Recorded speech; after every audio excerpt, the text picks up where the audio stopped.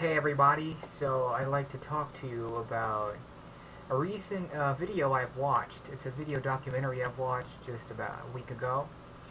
Of all the documentaries I've seen, this in particular is a little close to my heart because it involves three things that I think generally give a rough profile of me. The documentary's title is James May at the Edge of Space. Now, for those of you who don't know, James May he's one of the presenters of Top Gear. The guy with the crazy hair. Yeah, that's him, that's James May. With his partners Jeremy Clarkson and Richard Hammond. So yeah, Top Gear. So, in this particular documentary, James May fulfills a lifelong, I think it's everyone's lifelong dream to at least fly, if not on an aircraft. If not on an aircraft, maybe on something else. James May did exactly just that.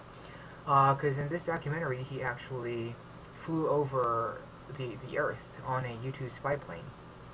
Yeah, the things that fly way above any conventional radar or aircraft.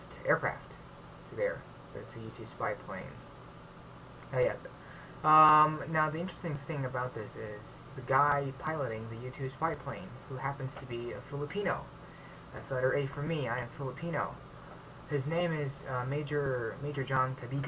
That's his name. He is a retired. Yeah, I think he's retired right now. He's a retired air crewman. Of the United States Air Force. So yeah, he took him up on a U-2 spy plane, which is about I don't know, just an altitude of over 71,000 feet above the air, 21,000 meters, if I'm not mistaken.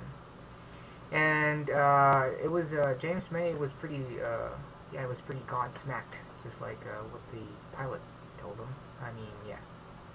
Assisted him to say he was pretty godsmacked with the experience because, well, that's 71,000 feet above the ground, and the only thing higher than them at the time was the people of the ISS, a dozen satellites, and the Hubble telescope at that time.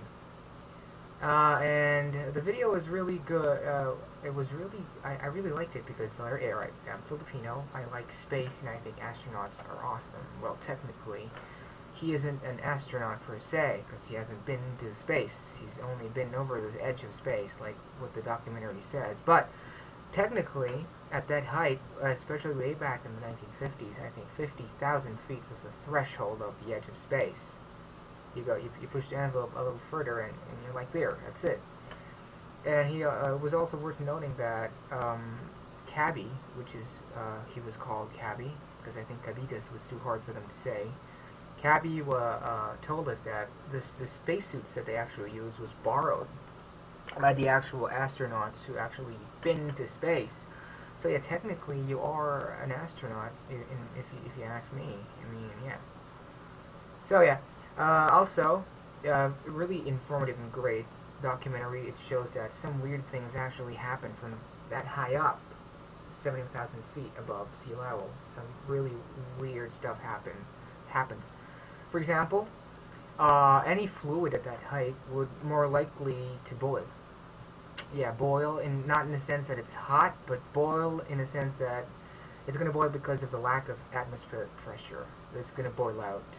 So if you were to be exposed in that kind of environment, anything liquid, saliva, blood, tears, anything would just bubble out of you, and that would be the end of you in a matter of seconds. That's one.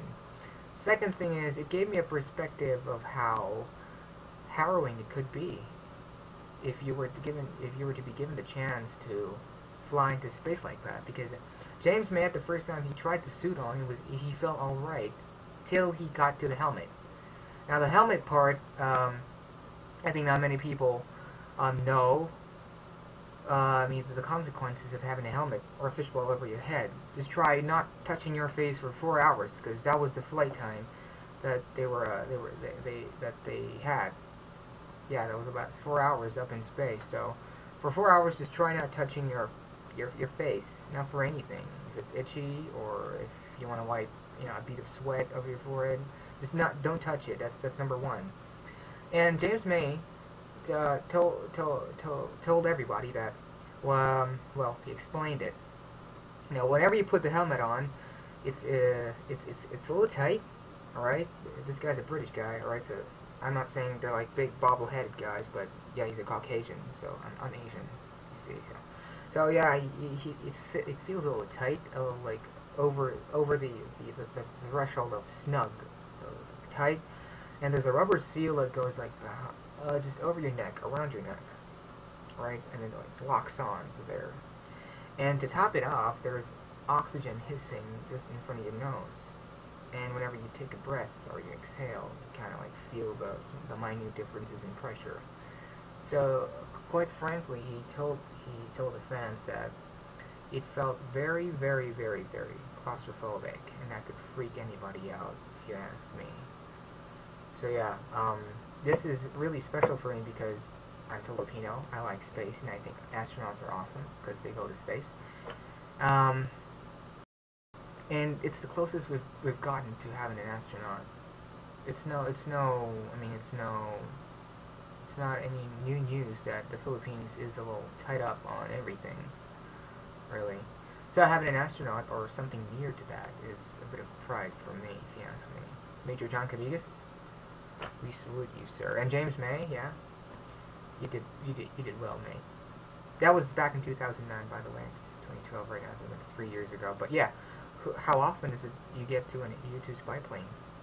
That's like the highest you could get as a civilian. That's what he said. That's the highest you could get. I mean, yeah. But I don't know if the Virgin Galaxy, if I'm not mistaken, could take you a little higher than that. But yeah. So if you have a chance, just go watch that video documentary. It's readily available on YouTube. Type it, James May at the Edge of Space. It's a 3-part series. Gives you everything you need to know on what happens at that height. And once again, Major John Cabi, we salute you, sir. Thank you.